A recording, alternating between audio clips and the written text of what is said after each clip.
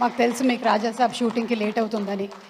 ఏంటండి? రాజాసాబ్ షూటింగ్కి లేట్ అవుతుందని చెప్పమన్నారు. నా షూటింగ్ అయిపోయిందండి.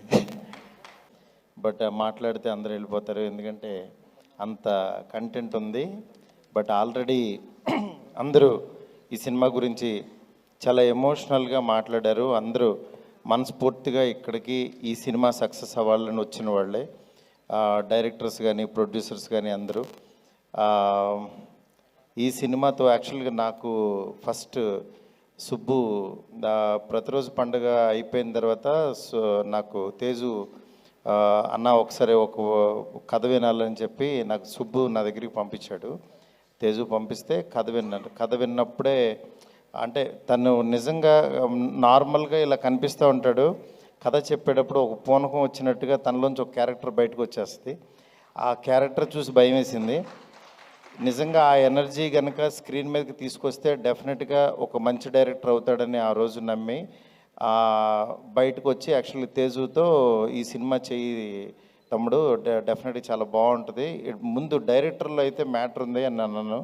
నిజంగా అలాగే సోలో బతికే సో బెటర్ చాలా బాగా తీశాడు.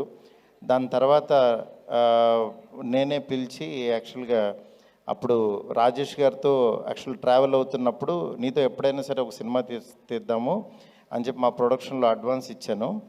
ఇచ్చిన తర్వాత అక్కడి నుంచి యాక్చువల్గా ఒక జర్నీ స్టార్ట్ అయింది మా ఇద్దరికి.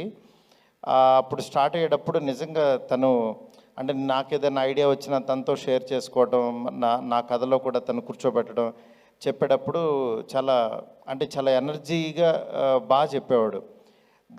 దాంట్లో నాకు ఒకసారి ఈ కథ చెప్పాడు.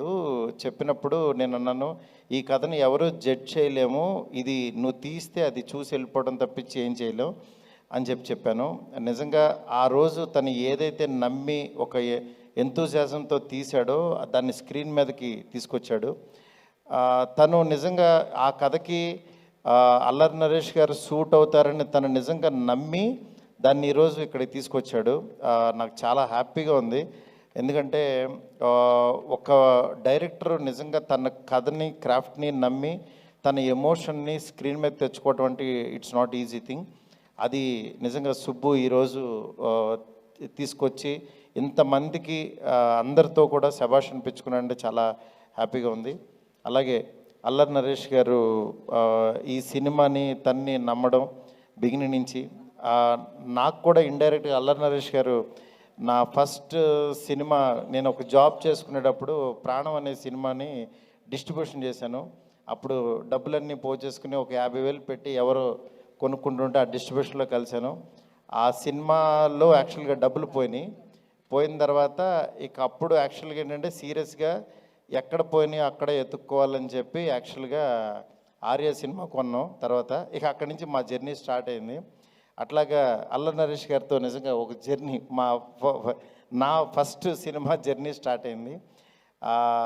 నెక్స్ట్ ఇక్కడ రాజేష్ గారు ఒక డిస్ట్రిబ్యూటర్గా నాకు తెలుసు చాలా నాళ్ళ క్రితం.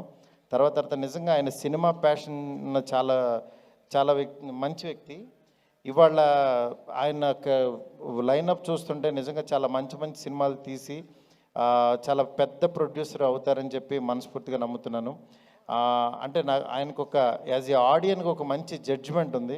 ఇవాళ ఆ జడ్జిమెంట్ తోటి ఈ సినిమా వస్తుంది. ఈ సినిమా ఇంకా షూర్ షార్ట్గా మంచి హిట్ అయ్యి టీం అందరికీ చాలా పెద్ద సక్సెస్ రావాలని చెప్పి మనస్ఫూర్తిగా నమ్ముతున్నాను. Thank you so much. నేను మీలాగే ఈ సినిమాకి యాజ్ ఏ ఆడియన్గా ఎదురు చూస్తున్నాను. సుబ్బు డెఫినెట్గా ఇది మంచి సక్సెస్ అవుతుందని చెప్పి థియేటర్లో అందరూ ఎంజాయ్ చేస్తారని మనస్ఫూర్తి కోరుకుంటున్నాను. Thank you so much. మాకు తెలుసు మీకు రాజాసాబ్ షూటింగ్కి లేట్ అవుతుందని. ఏంటండి?